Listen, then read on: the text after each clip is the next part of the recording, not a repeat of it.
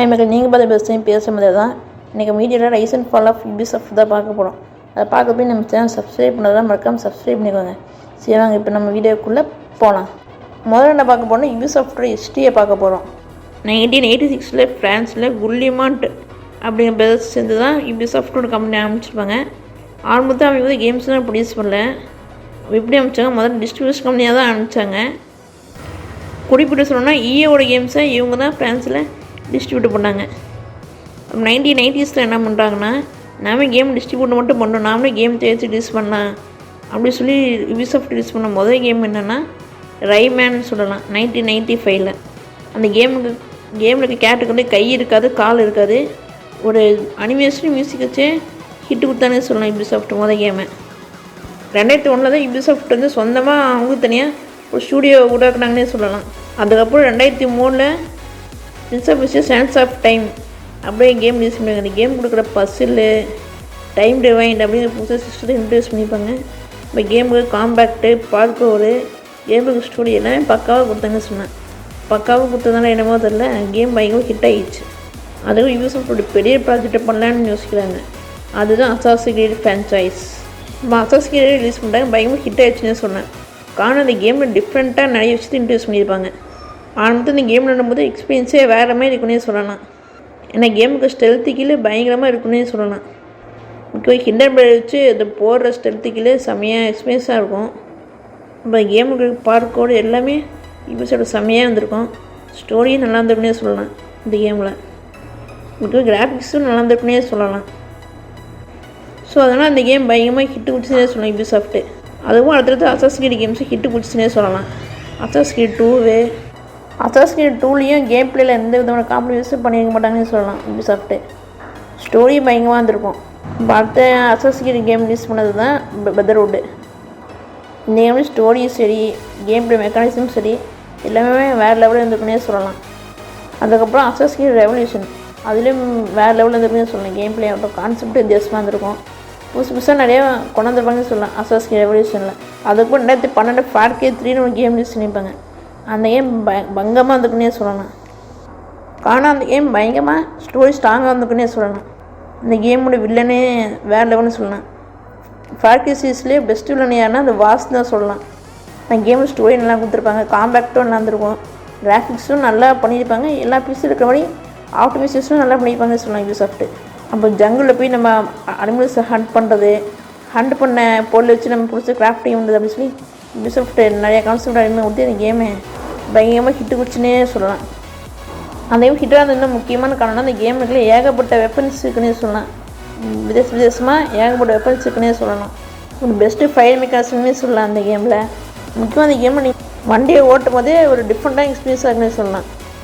இந்தமாதிரி எக்கச்சக்கமான விஷயம் யூபிசாஃப்ட் அந்த கேமில் பெஸ்ட்டாக பண்ணாங்கன்னே சொல்லலாம்.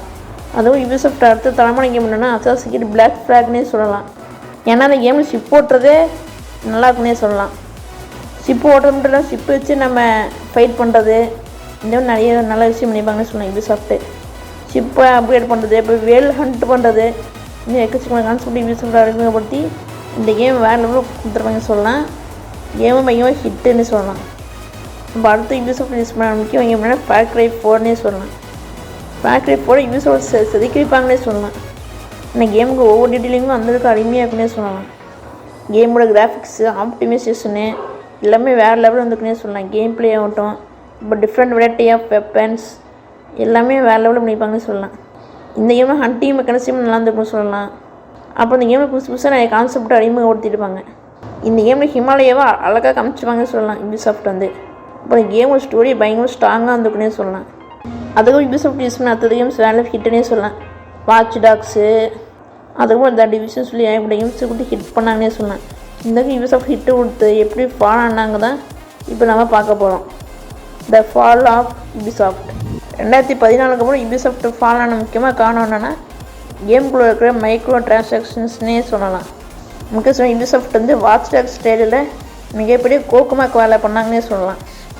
ட்ரெயிலரில் கேம் கிராஃபிக்ஸ் வேறு லெவலில் இருக்கிற மாதிரி காமிச்சிட்டு ஆனால் கேம் ரிலீஸ் ஆகி கேம் இல்லைன்னா ட்ரெயிலர் கொடுத்தது கிராஃபிக்ஸ் இல்லைன்னே சொல்லலாம். ஏன்னா கேம்ஸு பயங்கர டிசப்பாயிண்ட் ஆனாங்கன்னே சொல்லலாம். அதுவும் அடுத்தடுத்து ரீசன் அசாசின் கிரீட் கேம்ஸ் மேலே கேம்ஸ்க்கு அந்த ஈர்ப்பு குறைஞ்சிச்சுன்னே சொல்லலாம். கேம் ஸ்டோரி தான் மாற்றம் இருந்திருக்கும் தவிர மற்றபடி கேம் ப்ளே மெக்கானிசம் என்ன ஒரே மாதிரி கொடுத்துருப்பாங்கன்னு சொல்லலாம் யூபிசாஃப்ட். முக்கியம் யூபிசாஃப்ட் எங்கே அடி வாங்கினாங்கன்னா அசாசின் கிரீட் யூனிட்டியில் அடி வாங்கினாங்கன்னே சொல்லலாம். இந்த கேம் யூஸ் பண்ணும்போது ஏகப்பட்ட பக்ஸு சொல்லலாம். கண்ணில் மிதக்கிறது, அப்புறம் கேரக்டர்ஸ்க்குலாம் ஃபேஸ்லாம் வருது, இந்தமாதிரி எக்கச்சக்கமான பக்ஸ் இருந்ததுன்னே சொல்லலாம் கேமில். அசாசின் கேம்ஸ் மேலே நாட்டை கொஞ்சம் முக்கியமான காரணம் என்னென்னா கேம் கொடுக்குற அதே அப்ஜெக்டிவு, அதே டவர்ஸ், இந்த மாதிரி கொஞ்சம் கூட சேஞ்ச் பண்ணாமல் ஸ்டோரி மட்டும் சேஞ்ச் பண்ணி உடனே தான் கேம்ஸ் பயங்கரமாக டிசப்பாயிண்ட் ஆச்சுன்னே சொல்லலாம். அதுவும் யூபிசாஃப்ட் நிறைய அசாசின் கேம் விட்டானே சொல்லலாம்.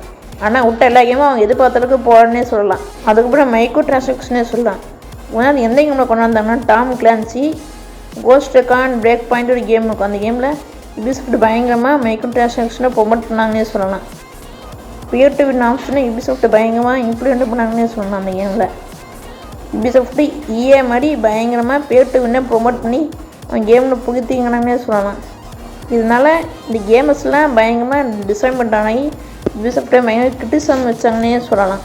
அதுக்கும் யூபிசாஃப்ட் வந்து மிகப்பெரிய அடி வாங்கினானே சொல்லலாம். 2018 2020 பயங்கரமாக அடி வாங்கினே சொல்லலாம் யூபிசாஃப்ட். காரணம் என்னென்னா நிறைய அனௌன்ஸ்மெண்ட் அலிகேஷன்ஸ்லாம் யூபிசாஃப்ட் மூலியமாக வச்சாங்கன்னே சொல்லலாம். யாருன்னா இந்த கேம் கூட எம்ப்ளாயீஸு முக்கியமாக யூபிசாஃப்ட் செஞ்ச முக்கியமான காரணம்னா க்ரியேட்டிவ் டேரக்டர்ஸ்லாம் யூபிசாஃப்ட் கம்பெனியை விட்டு அடுத்தடுத்து வெளியே போக ஆரம்பிச்சாங்கன்னே சொல்லலாம்.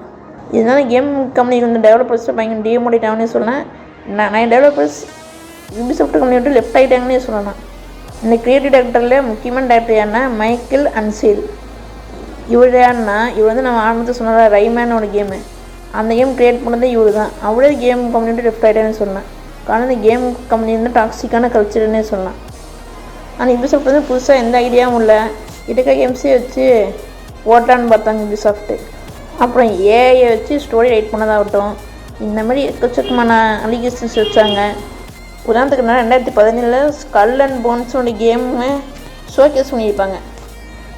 ஆனால் இன்ன வரைக்கும் அந்த கேம் வந்தபாடு இல்லை. கிட்டத்தட்ட அந்த கேமுக்கு இன்ன வரைக்கும் 500 கோடி ரூபா செலவாயிருக்குன்னு சொல்கிறாங்க அந்த கேமுக்குள்ளே இருக்க டெவலப்பர்ஸ்லாம். அதுக்கப்புறம் யூபிசாஃப்ட் அடுத்தடுத்து விட்ட எல்லா கேமும் ஃப்ளாப் ஆச்சு சொல்லலாம். ரோலா சாம்பியன்ஸ் கேம் விட்டுருப்பாங்க, அதுவும் ஃப்ளாப்பு. ஹைப்பர் ஸ்கேப்னு கேம் விட்டுருப்பாங்க, அதுவும் ஃப்ளாப்பு. அதுவும் யூபிசாஃப்ட் பிரேக் பாயிண்ட்னு கேம் விட்டுருப்பாங்க, அந்த கேம் ஃப்ளாப்பு. இந்த கேம் ஃப்ளாப்னு முக்கியமாக காரணம் அந்த கேமுக்குள்ளே இருக்கிற பக்ஸு, அப்போ போரான ஸ்டோரி லைன்னே சொல்லலாம். கேம் ஸ்டோரி அந்தளவுக்கு ஸ்ட்ராங்காக இருக்காது. அடுத்த முக்கியமான கேம்னா அசாசின் கிரீட் விளாட்லாம். அந்த கேமில் கல்ச்சரை நல்லா ப்ரொமோட் பண்ணிப்பாங்கன்னு சொன்னாங்க யூபிசாஃப்ட். ஆனால் கேம்ஸ் நிறைய கிரிட்டிசிசம் வச்சாங்க, இந்த கேமில் கல்ச்சரை பயங்கரமாக ப்ரொமோட் பண்ணுறாங்க அப்படின்னு.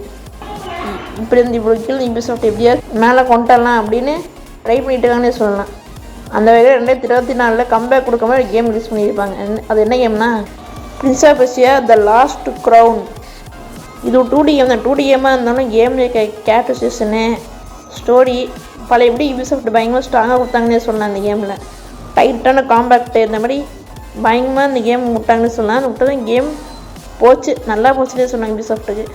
அதுக்கும் யூபிசாஃப்ட் பயங்கரமாக சம்பாதிச்ச கேம் என்னென்னா இப்போ ரீசெண்டாக விட்ட அசாசின் கிரீட் ஷேடோஸ்னே சொல்லலாம். என்னமா அந்த கேம் மேலே ரிலீஸ் ஆக முன்னாடி என்ன கிரிட்டிசிசம்னு வச்சோம் ஸ்டோரி மேலே, அந்த கேம் ஜப்பான் அழகாக காமிச்சிருப்பாங்கன்னு சொல்லலாம். அப்போ அந்த கேமில் சாமியை வச்சு ப்ளே பண்ணும்போது ரொம்ப நல்லா இருக்குன்னே சொல்லலாம்.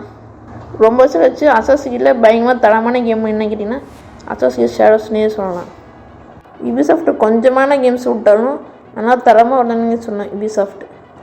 சரி, எனக்கு நல்லா தான் அந்த வீடியோ பிடிச்சி மறக்காமல் லைக் பண்ணுங்கள், ஷேர் பண்ணுங்கள், சப்ஸ்கிரைப் பண்ணலாம் மறக்காமல் சப்ஸ்கிரைப் பண்ணுங்கள். இப்போ வீடியோ இது ஏதாச்சும் கருத்து இருந்தால் மறக்காமல் கமெண்ட்ஸை சொல்லுங்கள். நாளைக்கு உங்களை அடுத்த நல்ல வீடியோ பார்க்கலாம். அது வரைக்கும் பை கைஸ்.